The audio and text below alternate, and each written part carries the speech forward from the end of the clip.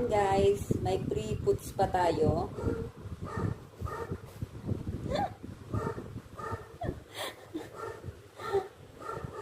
Ayan, nagalinis ko yan ng aking paa.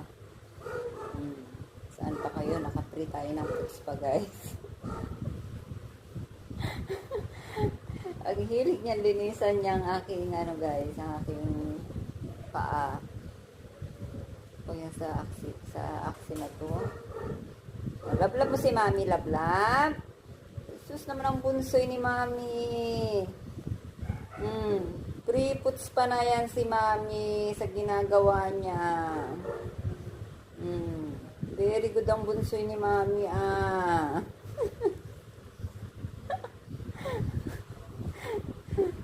O, saan pa kayo guys? May pre-puts pa tayo.